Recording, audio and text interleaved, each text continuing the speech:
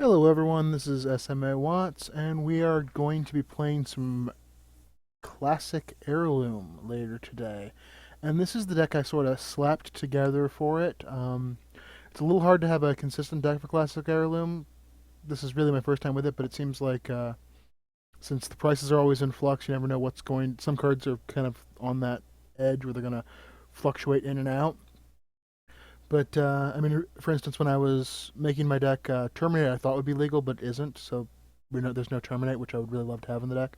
But let's go over what we do have in the deck. This is a Cruel Control deck, which is named such because it is a control deck that features Cruel Ultimatum. This lovely little gem here, which is kind of expensive to cast. It's blue, blue, black, black, black, red, red.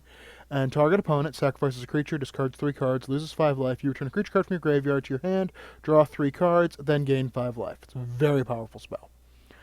Alright, now, obviously, we're trying to cast a 7 mana spell, so we have to run a little bit heavy on lands. I'm running 26. I was leaning towards running 27, and there is a land in the sideboard, though it's another Drown Yard, which is our alternate win condition. Or possibly even our main win condition. I'm not really sure if we're going to win by Cruel Ultimatum, but let's go over what we actually have. I'm sorry. Let's start with our removal suite.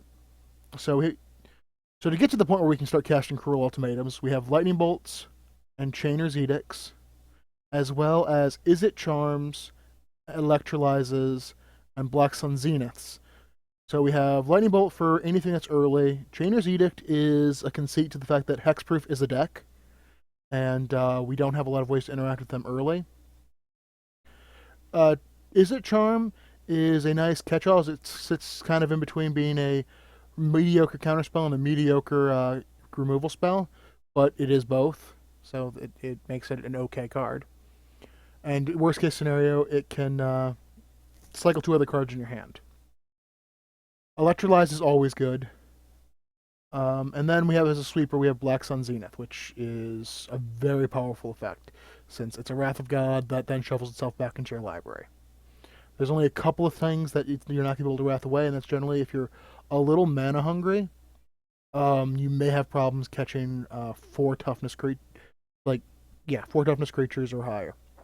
Okay, we also have a counter suite of 10, technically 12-ish, if you count Is It Charm counter spells. We have Mana Leaks for early. We have Dissipate as a nice 3 mana, and it gets rid of recursive problems. Dissolve is sort of sitting in between. If I wasn't sure if I wanted...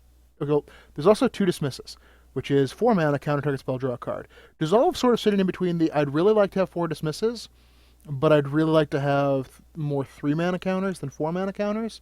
So instead of Dismisses, counter target spell, draw a card, we have counter target spell, scry 1.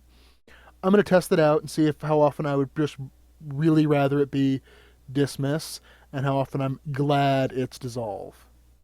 As for win conditions, so our main win condition is, in my opinion, going to be we cast Cruel Ultimatum. They kind of lose the game because it's a very powerful effect, and eventually we cast Demigod of Revenge and beat their face once or twice with him, or we use Chandra Nalar and peck at them for several turns before she sets them on fire. We also have as a draw spell beyond Cruel Ultimatum of Opportunity. And as our backdoor win condition, we're running Nathalia's Drown Yards. I'm a little hesitant on this one. I know Drown Yards are amazing. I've played blue-black control that only win condition was Drown Yard, and it worked really well. The problem I have with Drown Yard is that we're trying to cast Cruel Ultimatum, which is 7 mana, none of which is colorless. And Drown Yard doesn't produce colored mana. But we do have, not counting Drown Yard, 23 lands that produce colored mana, so we're reasonably... I figure most of the time we'll be able to cast Cruel Ultimatum at around the 8 land mark, once we've gotten 1 of each of our lands, basically. And that's it for the main deck. This is very much a thumbnail sketch. I would be shocked if I don't change this after this tournament, after seeing what worked and what didn't. Our sideboard, which is also very much a thumbnail sketch. This is very slapdash.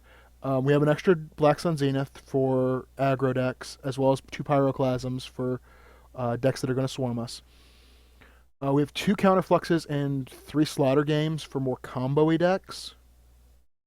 And this is obviously also really good against other control decks where you need to be able to win the counter war.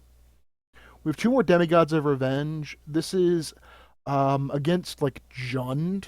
I want to bring in two more Demigods and take out Chandra because Demigod, every time you cast it, unless they have an effect that removes him from game, every time you cast one, it becomes even more of a threat than the last one.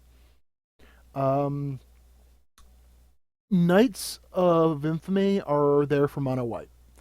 If I'm playing against mono white, I'm probably going to pull out the demigods, and I might even pull out a like an opportunity, and bring in three Knights of Infamy because a 2/1 pro white either can win the game very quickly on his own, like he's a 7-turn clock, or he can just become a wall of death since a lot of the creatures will run into him and die. Elixir of Immortality is one of those cards I sometimes throw in my sideboard, but I'm like, I'm not really sure why, like, what I need here. But in a matchup where I'm worried about decking myself, Elixir comes in. And Nephalia's Drown Yard, an extra Nephalia's Drown Yard. This is in case I want to go up to 27 lands slash control matchup where I know I need an uncounterable win condition. That's hard to answer. So that is what we're going to be playing later today. I'm reasonably happy with it at the moment. It seems like it should be relatively solid. It's got a nice curve. It's got a lot of it looks solid to me. Hopefully it'll work. Hopefully I won't go 0-2 drop and be like, here are some videos of me playing very badly. But thank you for watching, and I hope you'll watch the tournaments, and we'll see you then.